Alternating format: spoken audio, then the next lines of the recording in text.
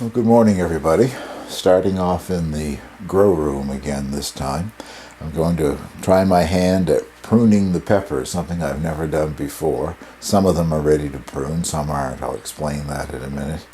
And then I want to show you a few new things that are growing in here. I've started a couple of new items for, well, some that will be transplanted in the garden, and one I just want to see how it grows under lights here.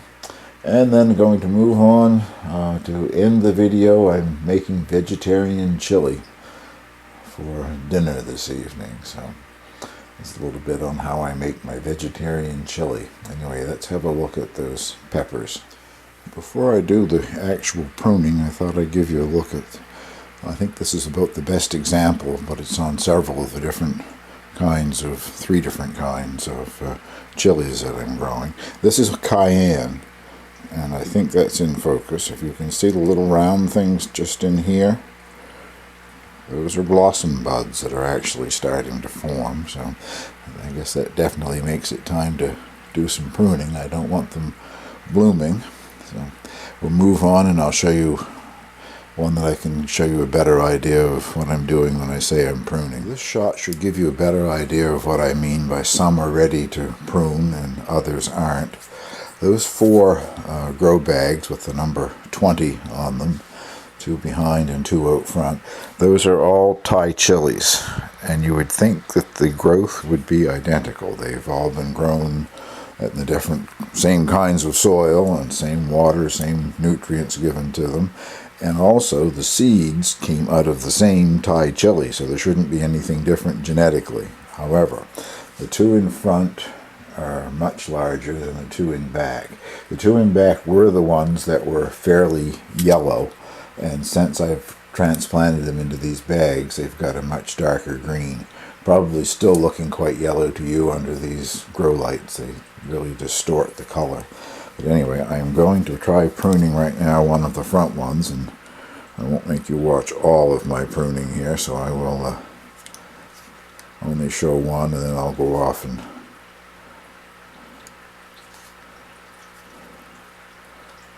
prune the rest off camera. I'm no expert at this. I'm following Stephen in Alberta, and I'll try to remember, Stephen, to put a link down here. And I guess Stephen has been following what Ray does on the Paraxis channel for pruning chili peppers. As you can see, there are new growth coming at 2 of the leaf axils down here. So what I'm going to do is prune this off, hopefully without destroying it. There, prune it off just above the second leaf axil, and those two bits of growth here and here should now grow out into more branches. I'm going to move down the line and do that to all of the plants that are big enough to do it to. But I won't bother to, as I said, to show you all that. Let's move on and have a look at a couple of the things that I wanted to show you that are growing. That says 38. My 8 looks more like a 0, I guess. But on my plant list, which I will once again post down below this video, that is called a round black Spanish radish. Didn't know much about them when I ordered the seeds, other than it looked like something different that I'd like to try. And since then I found an article or 2 on the internet about them, and they're one of these things that have so many miracle claims about them. I don't know, all kinds of health benefits from eating them and everything. I'm always a bit skeptical. I suspect it's a radish, but I was impressed with the size that they're supposed to get to, the size of a beet, let's say, a medium-sized beet, or those small white purple top turnips. And they supposedly have great storage ability. You can store them for a long time for winter use. Good both cooked and eaten raw, and they're supposed to be quite strong in flavor, hot in flavor, which, as you know if you watch my videos, I appreciate that. So I'm trying some round black Spanish radishes.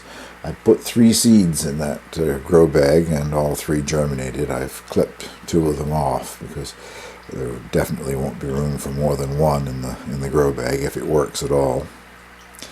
And next to it here are the broadleaf chives that I have repotted also into a grow bag, and still looking quite fine and wispy, but they're in the onion family. There's no great difficulty, I guess, to get them to get a little thicker as they grow up. You just keep giving them haircuts, cutting them back, so I'm pleased with that. And now let's take a final look at the latest thing that I've started in here. Those three tiny little green things are goji berries, which is, to my understanding, a shrub. And the seed packet says you get your first fruit in 3 years' time. I think my seed packet says that it's hardy to zone 4. It's Canadian zone 4. I'm in 5B, so it should be plenty hardy here, but I still plan to plant only a couple of them and probably inside the hoop house. If you look at the seed list, it gives you the name. I think it was Shanghai something or other. Anyway, it's on the seed list. I think I probably put a half a dozen seeds or so, just sprinkled them in this pot, and it's been inside of a little plastic bag on the heat mat till they germinated, and 3 of them have come up, so I've removed it, and it's sitting on top of the hydroponic outfit there just so I can get it under the grow lights. Anyway, there are a fair number of seeds left over. I'm certain I will never grow any more. If I get a couple of plants out of this to grow on, I'll be happy. I only want a couple of them. So if anybody is interested in some goji berry seeds, just send me a PM with your mailing address, and I'll drop a few in the mail to you. I'll do that until they're gone, I guess. There aren't a great deal, but if I send each person 5 or 6 seeds, I should be able to send to a few people anyway. So if that interests you, just drop me a personal message here with your mailing address, and I'll send you some goji berry seeds. Well, there are 12 chili plants, 4 each of 3 different varieties, and I was able to prune 8 of them, so there's 4 remaining to grow a bit before they get pruned. I've dropped the lights back down, so the color once again is very strange. That gives you an idea of what they look like after I've been hacking away at them. And Stephen, I hope this works. Hurt me more than it did them, I think, cutting off all that nice lush growth, but I think I can see the advantage to it. Time will tell as winter and spring arrive. Winter goes on and spring arrives here. Well, let's go down to the kitchen and make some chili. Decided to make some chili con carne, which, if you speak Spanish at all, and believe me, I don't, that's a strange thing for a vegetarian to be making. Con carne means with meat, so mine will be better called chili sin carne. Although I'm going to use sin carne means without meat. I'm going to use a protein meat supplement made out of soy product, but I'll show you further on here. But the process begins with soaking or softening some dried beans, and here I have 2 cups of red kidney beans and a cup of large lima beans. Probably most people don't use lima beans in their chili, but I like both kinds of beans, so I'm going to use both. And just putting them in water, let them soak, excuse me, and enlarge over 8 to 10 hours, and then we'll come back and carry on with the rest of the process here. Well, the beans soaked for a little over 7 hours, I guess, and they more than doubled in size. The lima beans have come apart, and the red kidney beans are probably more than twice the size that they were. Anyway, they're now on the stove. I've changed the water. I'll bring them to a boil, and then I'll turn the heat down and just simmer them for about an hour. The lima beans cook much faster than the kidney beans, so they will be done within a half hour or so, and it takes a little over an hour to cook the kidney beans, but in an hour's time I'll add the seasonings and things. And the lima beans overcooking isn't a problem, really. Some of them will break down, and that helps to thicken the chili up a little bit. So we'll come back once I'm ready to add some seasonings and things here. Well, the beans have been simmering for about an hour. I add a little salt.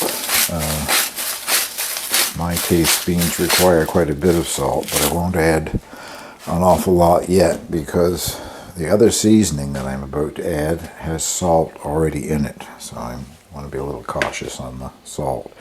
This is 2 tablespoons of that prepared chili seasoning, sort of roasted, smoked, or whatever. And in it I have crushed up 3 or 4, not certain which now, of the hot Thai chili peppers, because I like things a bit on the spicy side. You may not want to add all of that if you don't want things terribly spicy. These things are very hot, and with all the seeds and the skin going in there, they will produce quite a bit of heat. I don't find that the prepared chili powder produces all that much heat. I guess I like things warmer, hotter than that anyway. So that is the flavorings going in. And now I'll just add the other vegetables, some of which have to cook and some of which don't have to. They're canned or whatever. But a couple of yellow onions, just roughly chopped, as you can see. Whoops, kick you around here.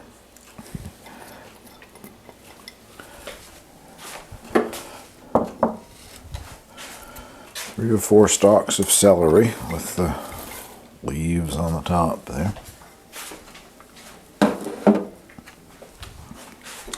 And 2 cups of Niblets frozen corn.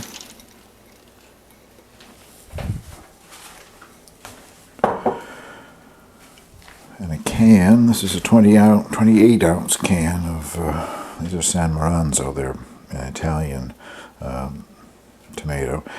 But I left the lid on because this is one of the things that I rave about. Anywhere in Europe you do not require a can opener. It comes with a lid like this, and this product here is canned in Italy, so it has that. But why we can't catch on and do that here in North America, I don't know. This is just diced tomato with some basil in it. And my Carne, which is Sign Carne, I use this particular, put that in there or not, it's a imitation ground round. I think if people didn't know I was a vegetarian, when I were to serve this either in chili or in a bolognese sauce for spaghetti or whatever, I don't think anybody would ever be able to tell the difference. You'd never suspect that it wasn't hamburger. I wasn't always a vegetarian. I have been for a dozen years or more now, I guess. Now all I'm going to do is stir that together and let it reheat. And I don't know, half to 3/4 of an hour or so more, I guess. The beans were almost practically completely done. The lima beans were done, and the kidney beans were quite tender. And some of these vegetables have to cook, and all of the flavors get together here. So I'll cover that and check it occasionally and let it go for half, 3/4 of an hour, and bring you back when it's time. I'll let it simmer for at least an hour, I guess now, getting the vegetables tender. Meanwhile, in my rice cooker, I cooked some rice. This is a rice mixture. I think I buy it at Costco. It has white rice, red rice, brown rice, and wild rice, all mixed together. And on that I will put some of my chili. The addition of beans to rice gives you a complete protein. That's why in Latin America, Mexico, and Southern America, and Chile, black beans and rice are very popular. It's not an expensive food, and it's just a complete protein. Adding a little cheddar cheese and mozzarella, and I'll give that a taste for you.